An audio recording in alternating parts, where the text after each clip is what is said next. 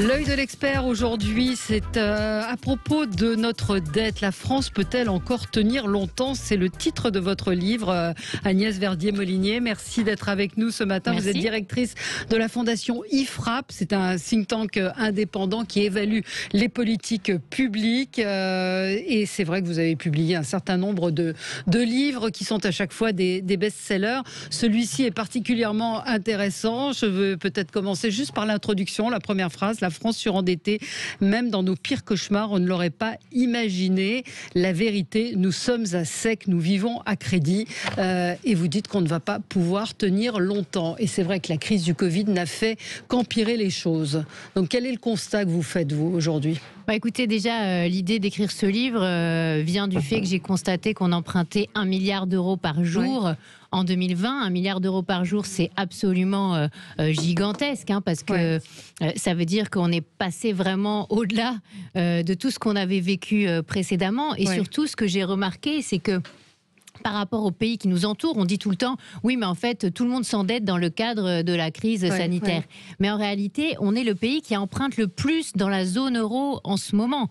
C'est-à-dire que, parce qu'on a des besoins de financement qui sont bien plus importants qu'ailleurs. Et ce que je montre aussi dans les chiffres que je publie dans le livre, c'est que... c'est des chiffres absolument c'est impressionnant. Colossal. Et ce qu'on voit, c'est que dans les années antérieures, l'Allemagne, les Pays-Bas, après la crise de 2008, se sont désendettés systématiquement tous les ans. On voit qu'en 2015, 2016, 2017, 2018, 2019, ils baissent leur niveau de dette. Et pendant ce temps-là, nous, on continue à augmenter cette dette. Mais pourquoi ? Quelle est la particularité de la France ? Qu'est-ce qui fait qu'on soit dans cette situation si particulière et pourquoi est-ce qu'on n'arrive pas à se désendetter ?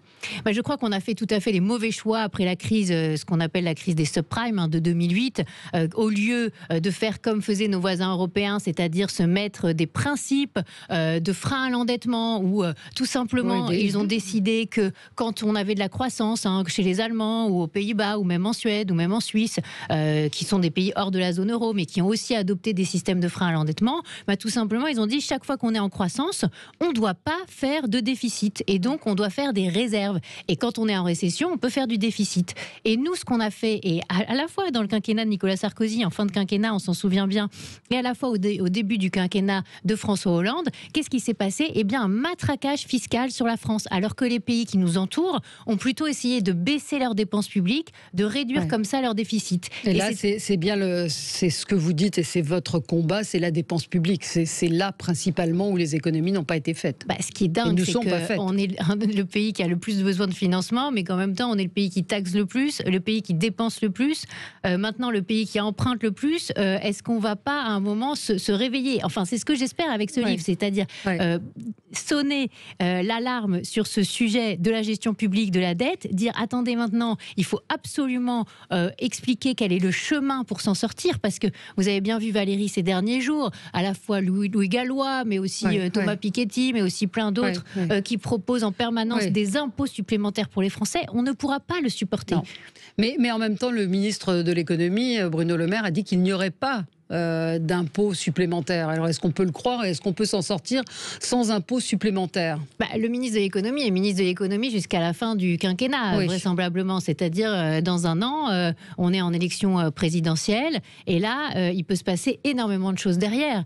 Et tous ceux qui vont sortir du bois en disant la dette c'est pas grave, il y a un énorme déni de la dette dans notre pays, et qui vont aussi dire de toute façon pour redresser les comptes publics il n'y a qu'à taxer plus, taxer l'épargne, recréer une nouvelle surtaxe sur l'impôt sur le revenu, alors qu'elle existe déjà cette surtaxe justement depuis le quinquennat de Nicolas Sarkozy, où il y a eu cette surtaxe à l'impôt sur les revenus, sur les hauts revenus. Donc on arrive dans des niveaux de taxation qui sont énormes.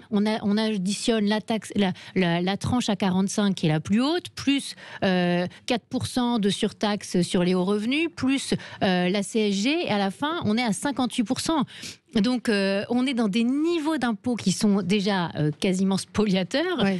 Et donc, c'est pas par l'impôt qu'on peut s'en sortir, c'est par la taxe sur les dépenses publiques. C'est ce que j'explique dans le livre. C'est ça la révolution qu'il faut faire. Sauf que c'est assez peu envisagé. Et c'est vrai que vous faites la comparaison, et c'est vraiment la force de votre livre, la comparaison avec les pays européens. C'est très convaincant. Votre démonstration, elle est très convaincante. Donc, on a envie de se dire pourquoi vous n'êtes pas écouté. Parce que bon, un think tank, c'est aussi c'est du lobbying, donc vous allez porter cette parole. Qu'est-ce qu'on vous dit, qu'est-ce qu'on vous répond? Alors je pense qu'on est en partie écouté, parce que par exemple tout le débat qui a eu lieu sur est-ce qu'on reconfine ou pas, précédemment on avait l'impression qu'on occultait complètement la dimension économique et justement ce sujet de la dette. Vous vous en souvenez? On était sur le quoi qu'il en coûte, il fallait aller jusqu'à des niveaux de dépenses complètement jusque-là non atteints, et puis même les dépasser, c'était pas grave, etc. Et puis là, tout d'un coup, au moment, il y a quelques semaines, là, je sors mon livre, et puis on se retrouve dans une situation où quand même il y a un peu plus de débat sur le coût économique. Moi, je sors aussi avec la Fondation IFRAP des analyses pour montrer que une semaine de confinement strict, c'est 16 milliards perdus en PIB, en richesse nationale pour la France, que même une semaine de couvre-feu, c'est 3 milliards perdus pour la France par semaine. Donc là, je pense qu'il y a eu une prise de conscience tout d'un coup. Il commençait déjà à y avoir des voix un peu dissonantes, notamment au Sénat. La demande aussi en permanence d'avoir des études d'impact sur les décisions sanitaires, parce qu'on est quand même le pays où les décisions se prennent le plus à huis clos, avec très peu d'associations. Et sans réfléchir aux conséquences. Réellement, on peut dire ça sans dire exactement ce qui va se passer derrière pour notre économie. Combien d'emplois menacés, combien d'entreprises en faillite, combien de richesses nationales en moins, combien de difficultés pour les jeunes derrière pour se trouver un job. Reconnaissez que l'équilibre est difficile. Absolument, l'équilibre est compliqué. Difficile. Et le président de la République a tenu, si on reprend cette expression, face aux scientifiques, et a décidé de ne pas reconfiner. Oui, mais c'est la première fois. C'est la première fois. C'est la première fois. Précédemment, on était vraiment dans une dérive de toujours plus de dépenses, toujours plus de dettes, sans du tout savoir comment on allait gérer les choses derrière. Et puis avec, en mars-avril, je suis désolée, je le raconte dans mon livre, quelque chose de très, très, très, très restrictif pour notre économie, beaucoup plus impactant qu'ailleurs.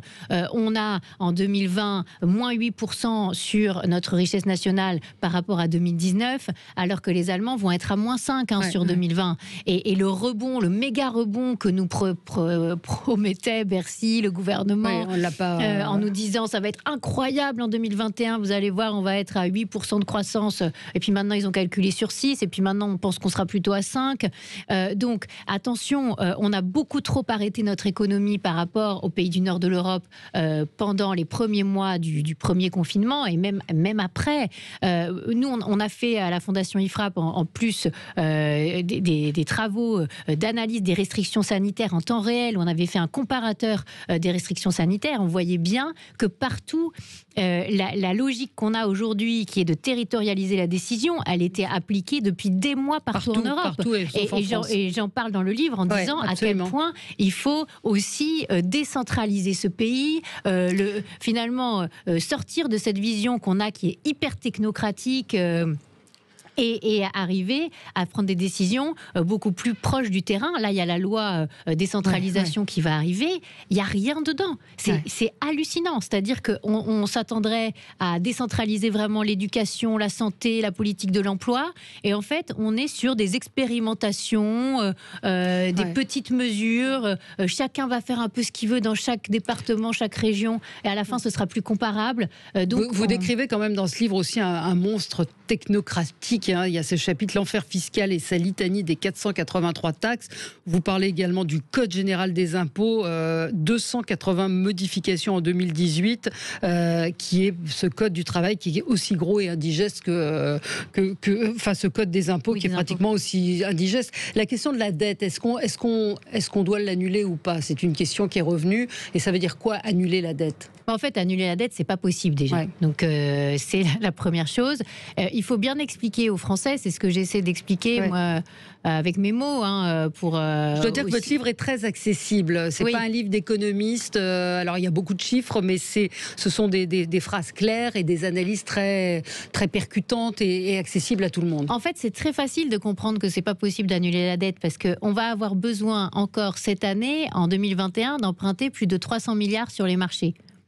Donc, qui va nous prêter, sachant que c'est pas la BCE, la Banque Centrale Européenne, qui va tout racheter, comme certains le disent. Donc, qui va nous prêter si on dit qu'on demande des annulations de dettes et de ne pas rembourser? Personne. Ouais. Donc c'est le meilleur moyen de dire, d'être dans le déni, de dire que de toute façon la dette c'est pas grave, on n'a qu'à pas la rembourser, etc. C'est le meilleur moyen d'augmenter les taux d'intérêt pour la France. Ça veut dire quoi? Ça veut dire que quand on emprunte, si les taux augmentent, alors déjà ils sont en territoire négatif en ce moment, hein, c'est-à-dire qu'on emprunte à 10 ans en dessous de zéro. Hein, donc bon, mais ces derniers jours, on est revenu très brièvement en territoire positif, c'est-à-dire que les taux ont remonté. Et si jamais on commençait à dire on veut annuler la dette, et ben, il va se passer quoi? Tout simplement, les taux sur la France vont augmenter de manière très importante. Et là, même si on n'était qu'à 4%, donc la réponse est à 4%, aujourd'hui on paye 30 milliards de charges de la dette, c'est déjà pas rien, mais c'est faible par rapport à la méga dette qu'on a, hein, de l'ordre de 2700 milliards. Mais demain, si ça augmente à 4%, c'est 80 milliards qu'on paye tous les ans, etc. etc., etc. Donc ça veut dire que ce n'est pas finançable. Donc il faut trouver un chemin, et je le propose dans ce livre, où à la fois on gère mieux nos finances publiques. Il y a énormément de gaspillage. Il y a beaucoup de gaspillage, il y a beaucoup de choses à faire. Quand on vous lit, effectivement, il y a beaucoup de choses à faire. Après, il faut la volonté politique de le faire pour réduire un certain nombre de dépenses. Vous donnez 84 milliards de surcoût de production de nos services publics. Absolument. 78% des Français pensent que la France est en déclin. Ils ont raison. Je pense qu'aujourd'hui, telle qu'est la situation, ils ont raison de penser qu'on a un risque de déclin, mais je pense qu'on peut rebondir et qu'il faut rester positif, parce que tout ce qu'ont fait les pays du Nord, que vous évoquiez tout à l'heure Valérie, c'est-à-dire faire baisser leurs dépenses, faire en sorte que leur système social soit juste, mais aussi incitatif à la reprise du travail, faire en sorte que il y a plein de mesures, les plus âgés ne pèsent pas sur les plus jeunes en repoussant l'âge de départ à la retraite. Tous les pays qui nous entourent sont à 65 ans, voire plus. Eh bien, tout ça, c'est possible. On l'a pas fait. Hein. Mettre aussi notre fiscalité au service de la création d'emplois, au service de l'entrepreneuriat, faire baisser les taxes de production sur les entreprises, beaucoup plus qu'on ne le fait.